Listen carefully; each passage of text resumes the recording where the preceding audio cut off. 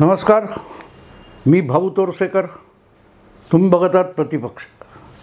मित्रांनो, तुम्ही जर मराठी वर्तमानपत्र वाचत असाल, मराठी वृत्तवाहिन्या बघत असाल किंवा कुठलेही यूट्यूब वगैरे सोशल मीडिया बघत असाल, तर त्यातल्या पुरोगामी म्हणणारे जे लोक असतात त्यांना शरद पवारांचं भयंकर कौतुक आहे आणि याकडे यापूर्वी मी अनेकदा लक्ष वेधलेलं आहे. त्यामुळे शरद पवारांचं कुठचं तरी एक उपटसुंब वाक्य असतं, त्याचं खूप कौतुक चालतं. तसंच एक वाक्य आहे, भाकरी फिरवली वगैरे, म्हणजे ते काही ती उक्ती आहे प्रसंग. घोडा वळला का, घोडा थांबला का, तर वळवला नाही. भाकरी जळली का, करपली का, तर भाकरी फिरवली नाही. त्यामुळे राजकारणात शरद पवार भाकरी फिरवतात असं एक समजूत आहे. म्हणजे त्यांनी किती भाकऱ्या फिरवल्या आणि किती करपवल्या हे त्यांनाच माहिती. पण एक म्हणायची पद्धत आहे, शरद पवारांनी भाकरी फिरवली म्हणजे जयंत पाटलांच्या जागी आणखीन कोणाला जितेंद्र आव्हाडांना प्रदेश अध्यक्ष केलं राष्ट्रवादी काँग्रेसचं, तर शरद पवारांनी भाकरी फिरवली. अजितदादांच्या जागी जयंत पाटलांना प्रदेशाध्यक्ष म्हणून आणलं की लगेच पवारांनी भाकरी फिरवली. किंवा एखाद्या ठिकाणच्या लोकसभेच्या विधानसभेच्या उमेदवाराला बदललं किंवा मंत्रिपदावर दीर्घकाळ बसलेल्या कोणाला तरी अचानक उचलून त्या जागी तिसराच माणूस आणून बसवला, भुजबळ वगैरे, की लगेच पवारांनी भाकरी फिरवली. पण व्यवहारात तुम्ही बघाल तर पवारांनी भाकऱ्या फिरवण्यापेक्षा भाकऱ्या करपवल्या जास्त, आणि ते त्यातून सही सलामत नामानिराळे राहिले. आजपर्यंत त्यांच्या इतके निकटचे मानले गेलेले प्रफुल्ल पटेलपासून छगन भुजबळांपासून दिलीप वळसे पाटलांपर्यंत अगदी हसन मुश्रीफांपर्यंत सगळेच्या सगळे एक गठ्ठा उठले आणि अजितदादांच्या सोबत निघून गेले. शरद पवारांना एकाकी सोडून निघून गेले. एक जयंत पाटील आणि जितेंद्र आव्हाड हे दोन अपवाद सांगता येतील. आणि त्याचं कारण आहे की ज्यांच्याबरोबर अजितदादा जाणार होते किंवा यापुढेही जातील त्यापैकी कोणीही जितेंद्र आव्हाड किंवा जयंत पाटील यांच्यासारख्या कुत्सित लोकांना सहन करू शकणार नाहीत. त्यामुळे या दोघांना घेतलं तर आपलाही पुढचा मार्ग त्रासदायक होईल. त्यापेक्षा यांना सोबत घेऊ नये ही अजितदादांची भूमिका असू शकते. अन्यथा तेही राहिले नसते. पण सांगायचा मुद्दा असा की एवढं सगळं झाल्यानंतर शरद पवारांनी किती भाकऱ्या फिरवल्या सांगा मला.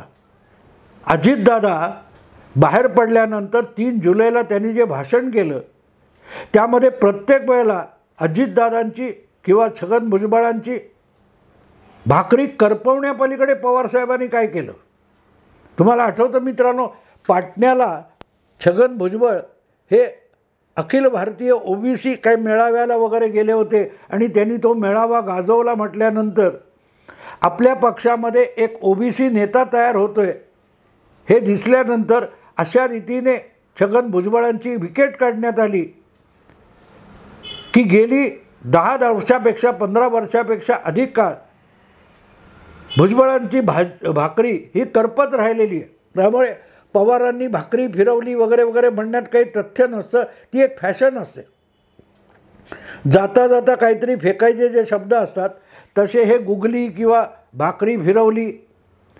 अरे भाकरी फिरवण्यामध्ये शरद पवार इतके चतुर असते आणि समजदार असते तर त्यांच्या घरातच परिवारातच एक भाकरी इतकी करपली नसती की तिला दीर्घकाळ राजघराण्यासारखा मान मिळालेल्या परिवारामध्ये घुसमटून बंड पुकारण्यापर्यंत यावं लागलं नसतं. बंड पुकारण्यापर्यंत यावं लागलं नसतं. आणि पवारसाहेब कशामुळे परिवारात घुसमटले हे पण लपून राहिलेलं नाही.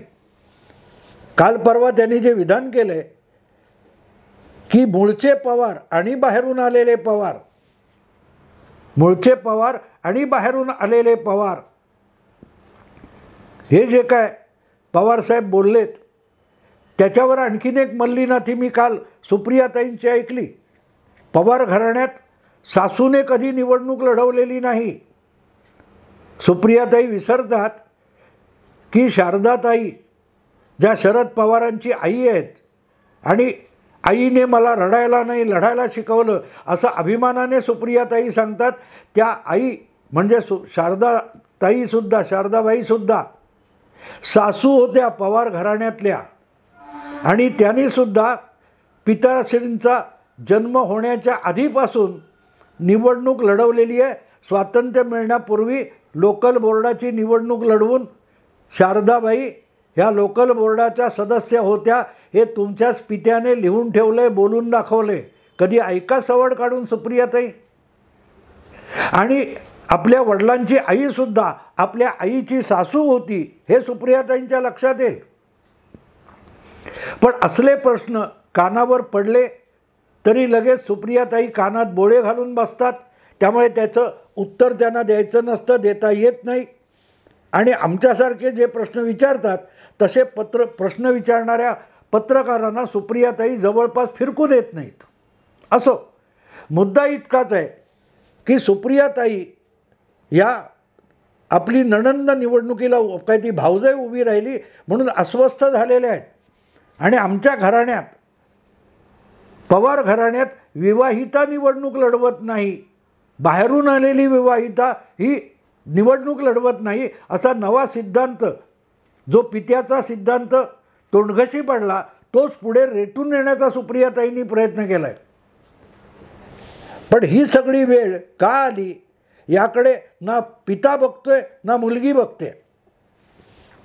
का कशी वेळ आली, ही वेळ याची गरज काय होती? याचं साधं सरळ कारण आहे, ते म्हणजे माढा मतदारसंघ.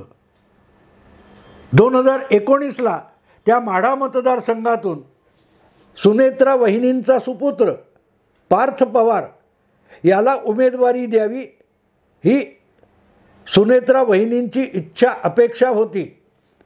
पार्थची तशी आकांक्षा महत्त्वाकांक्षा होती. पण ती जागा द्यायची वेळ आली आणि पक्षात थोडी खुसबुस झाली तर शरद पवारांनी तिथून पार्थला उभा करणार नाही हे सांगून टाकलं. आणि वेळ आली तर मीच निवडणूक लढवीन इथपर्यंतसुद्धा बोलून टाकलं. पण ज्या वेळेला कुटुंबात धुसफूस सुरू झाली तेव्हा माढ्यात तर जाणं शक्य नव्हतं, म्हणून मावळ हा पडायचा मतदारसंघ पार्थ नावाच्या नातवाला आजोबांनी आंदण देऊन टाकला आणि पुरता तोंडघशी पाडला. तिथून पवार कुटुंबातली भाकरी करपायला सुरुवात झाली. ही भाकरी फिरवायला पाहिजे, नाहीतर ती करपत जाईल. त्या जळलेल्या भाकरीचा धूर आपल्याही नाकातोंडात जाईल हे सुप्रियाताईंना कळायला पाहिजे होतं आणि त्यांच्या पिताजींनाही कळायला पाहिजे होतं. पण पत्रकारांसमोर भाकरी फिरवली वगैरे बडबडणारे शरद पवार साहेब यांनी कधीही घरात करपणारी भाकरी फिरवली पाहिजे, तीन आपल्याच मुलीला उभं करू नये, त्या जागी इतरांनाही संधी द्यावी असा विचार केला नाही. तिथून भाकरी करपतच गेली आणि त्या करपलेल्या भाकरीचा धूर जेव्हा सुनेच्या तोंडात गेला तेव्हा ती घुसमटणार आणि घुसमटली की ती काहीतरी करणार. हे चाणाक्ष सासऱ्याला कळायला पाहिजे होतं, सुप्रियाताईंना तरी कळायला पाहिजे होतं. घरात धुसफूस चालू आहे आणि पुढे त्याचा परिणाम पण दिसत होता. तुम्हाला आठवतं मित्रांनो, ज्या वेळेला त्या सुशांत सिंग राजपूत या अभिनेत्याचा संशयास्पद मृत्यू झाला तेव्हा त्याची CBIकडून चौकशी व्हावी अशी मागणी करणारा दुसरा तिसरा कोण नव्हता, तो आजोबांचा नातू पार्थ पवार होता. राज्यपालांना पत्र लिहून मला वाटते पार्थ पवारनी सुशांत सिंगच्या मृत्यूची CBIकडून चौकशी व्हावी अशी मागणी केली होती. ज्या CBIला शरद पवार प्रणित उद्धव ठाकरे सरकारने महाराष्ट्रात यायला प्रतिबंध घातला होता. करपलेल्या भाकरीचा धूर कोणाच्या तरी नाकातोंडात परिवारातच जातोय आणि परिवारात कोणतरी घुसमटलेलं आहे हे समजण्यासाठी नाक हवं नाक, बुद्धी असून आणि गुगली येऊन चालत नाही. पार्थ पवार जाणीवपूर्वक आपल्या आजोबांना तोंडघशी पाडायचा प्रयत्न करतोय आणि तो तोंडघशी पाडण्याचा प्रयत्न त्याची आई पवार परिवारात घुसमटलेली होती हे समजायला फार मोठी बुद्धी लागत नाही मित्रांनो. त्यानंतर जेव्हा राम जन्मभूमी मंदिराचं भूमिपूजन झालं, ते आत्ता कशाला, करोना चालू आहे, करोनाच्या आजाराला आवर घालणं हे प्राधान्य असलं पाहिजे असं पांडित्य आजोबा सांगत असताना नातवाने पंतप्रधान नरेंद्र मोदी यांना अभिनंदनाचं पत्र लिहिलं होतं पार्थ पवार यांनी. आणि पार्थ पवार कोण? अजितदादा आणि सुनेत्रा पवार यांचे चिरंजीव आहेत, त्यांचे चिरंजीव आहेत. तेव्हा घरातच भाकरी करपते याकडे जर शरद पवारांनी कानाडोळा केला नसता तर आज ही वेळ आली नसती. कुठलाही चाणाक्ष राजकारणी आपल्या नसलेल्या ताकदीवर इतक्या फुशारक्या मारून तोंडघशी पडत नसतो, तितके शरद पवार या सगळ्या गडबडीत तोंडघशी पडलेले आहेत. आणि आठवतं तुम्हाला, ज्यावेळेला हे राम जन्मभूमीच्या निमित्ताने पंतप्रधानांचं अभिनंदन करणारं पत्र पार्थ पवारांनी मोदींना पाठवलं होतं, त्यावर कुणा पत्रकाराने प्रश्न विचारला तर शरद पवार म्हणाले होते, आम्ही नातवाला कवडीची किंमत देत नाही. पवारसाहेब, तुम्ही ज्याला कवडीची किंमत देत नाही असं म्हणालात तो पार्थ पवार हा सुनेत्रा वहिनींचा सुपुत्र होता, अजितदादांचा सुपुत्र होता. आणि पार्थ पवार असं बोलतोय, लिहितोय, याचा अर्थ घरात कुठेतरी करपलेल्या भाकरीचा धूर पसरलाय, कोंडला गेलाय आणि त्याच्यात कोणतरी घुसमटतंय हे लक्षात आलं असतं तर कुटुंब प्रमुख म्हणून, कुटुंबातला सर्वात वयोवृद्ध म्हणून त्यांनी हालचाली केल्या असत्या की याचा स्फोट होऊ नये. पण तो तुम्ही केलात.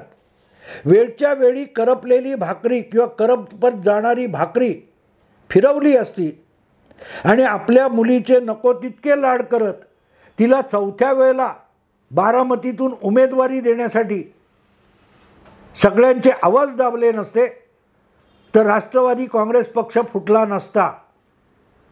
नसता. ज्या वेळेला आपल्या लाडक्या मुलीला लोकसभा लढवायचे तेव्हा 2009 शरद पवारांनी बारामती हा मतदारसंघ मोकळा करून कन्येला दिला आणि जवळचाच माढा मतदारसंघ स्वतःसाठी निवडला आणि शरद पवार माढामधून लोकसभेवर निवडून गेले होते.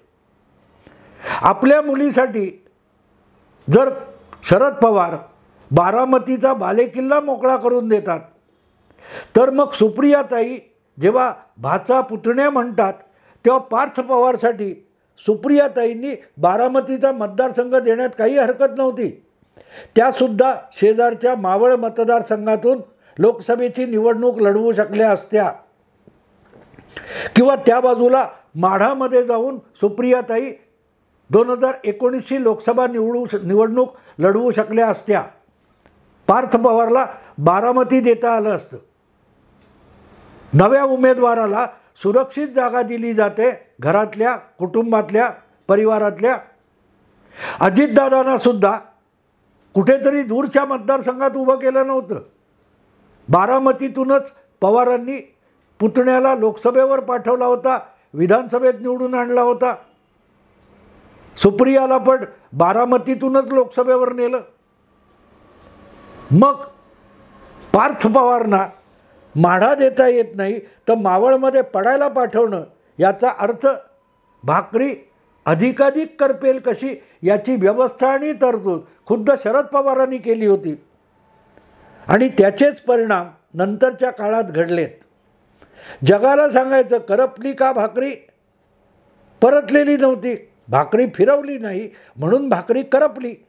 पण हे जगाला शहाणपण शिकवताना आपल्याच घरामध्ये भाकरी करपते, तिकडे कोणी लक्ष द्यायचं?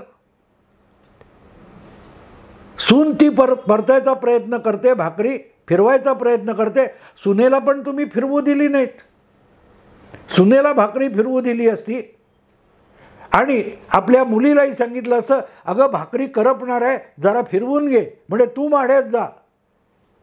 तरीही भाकरी करपली नसती आणि करपलेल्या भाकरीचा जळका धूर नाकातोंडात जाऊन सुनेला बंडाचा निशाण उभारावं लागलं नसतं. मला जी माहिती आहे त्याप्रमाणे पार्थ पवारला तिसऱ्या पिढीतला पवार म्हणून पुढे आणावं ही सुनेत्रा वहिनींचीच इच्छा होती. आणि त्यासाठीच 2019मध्ये पार्थ पवारांना लोकसभेची उमेदवारी देण्यात आली, पण ती अशी निवडून पडायच्या जागी देण्यात आली. पण दुसरा नातू जो आहे रोहित पवार, याच्यासाठी स्वतः जामखेडला पवार गेले, इंट्रोड्यूस केलं. इथे फरक कळतो की भाकरी करपत असेल तर ती फिरवायची नाही, ती पार जळू द्यायची. तिचा धूर धूर धूर स्वयंपाकघरात चुलीजवळ झाला पाहिजे आणि त्याच्यात आपल्या नावडत्या माणसांना घुसमटून टाकायचं. हेच आजोबा किंवा काका करत राहिले आणि त्याचा स्फोट झाला. आणि ज्यावेळेला असं होतं जेव्हा माणसं दुसऱ्या टोकाला जातात, त्यांना आपल्या नुकसानाची पर्वा वाटत नाही. आपलं नुकसान होतं तर होऊ दे, पण तुझं नुकसान नक्की करणार. ज्याच्या विरुद्ध मनात राग असतो त्याचं नुकसान करण्यासाठी चिडलेली माणसं स्वतःचं सुद्धा नुकसान करून घेतात.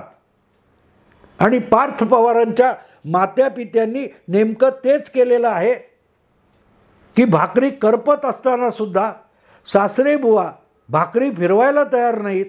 भाकरी जळते, तिचा धूर नाकातोंडात जातोय, तेव्हा सुनेने एक टोकाचं पाऊल उचललं आणि भाकरी फिरवायला देणार नसाल तर तवाच फिरवतो. आणि अजितदादांना तवा फिरवायला सुनेत्रा वहिनींनीच भाग पाडलं. आणि आजपर्यंत ज्यांच्या ज्यांच्या भाकऱ्या शरद पवारांनी मुत्सद्दी म्हणून, मुरब्बी म्हणून करपवल्या होत्या, ते सगळे एकत्र आले आणि त्या सगळ्यांनी येऊन अजितदादा आणि सुनेत्रा वहिनींना मदत केली. आणि त्यामुळे बारामतीमध्ये जी भाकरी करपत राहिली होती ती फिरवता येत नसेल तर थेट तवाच फिरवून टाकला. तवाच उपडा करून टाकला. आज जी परिस्थिती आपण बघतोय, काल परवा पवारसाहेब म्हणाले नात्यातला उमेदवार द्यायला नको होता. मग सुप्रिया कोण आहे? सुप्रियाताई ही शरद पवारांच्या नात्यातली कोणी नाही आहे. सुनेत्रा वहिनींचं नाव गेले 2 महिने मागून पुढून कुठून तरी येतंय. अशा वेळेला शरद पवारसुद्धा नात्यातलं कोणीतरी, परिवारातलं कोणतरी येणार नाही याची काळजी घेऊ शकत होते. बारामतीतून सुप्रियाताईंना माढा किंवा मावळ किंवा शिरूरमध्ये हलवू शकत होते. अजितदादांनी काय करायचं हे काका बरोबर सांगतात, पण आपण काय करायला पाहिजे होतं हे शरद पवारांना कधीतरी कळलंय का? सुप्रियाच्या विरोधात भावजे म्हणजे नात्यातला उमेदवार टाकायला नको होता असं जेव्हा शरद पवार म्हणतात, तेव्हा आपण सुद्धा भावजाईच्या विरुद्ध नणंद उभी करू नये, ती बाजूच्या मतदारसंघात शिफ्ट करावी असं काकांना का वाटलं नाही? लोका सांगे ब्रह्मज्ञान, आपण कोरडे पाषाण, अशी पण मराठी उक्ती आहे. त्यापेक्षा वेगळं आहे का? ज्यावेळेला तुम्ही असं करता आणि समोरचा माणूस घुसमटून जातो, तेव्हा तो आपला श्वासोश्वास चालू ठेवण्यासाठी दुसऱ्या टोकाला जाऊन अत्यंत कठोर पावलं उचलतो. अजितदादा आणि सुनेत्रा वहिनी यांनी नेमकं दुसऱ्या टोकाला जाऊन घर फुटलं, परिवार फुटला तरी 72, पण यापुढे भाकरी फिरवली नाटक करून भाकऱ्या करपतच ठेवणारा जो सासरा आहे त्याला धडा शिकवला पाहिजे. तेव्हा तवा उलटा करून त्याला चटका बसेल अशी व्यवस्था करू, असं पाऊल त्यांनी उचललं.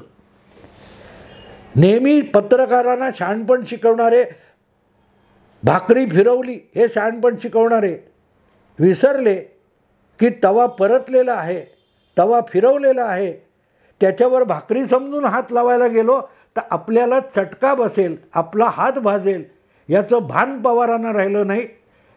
त्यामुळे यावेळेला पवारसाहेब भाकरी फिरवायला गेले आणि भाजले.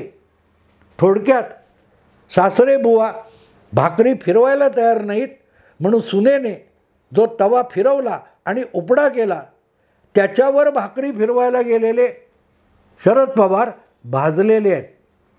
सुनेने एक जबरदस्त डाव खेळून दाखवला आहे.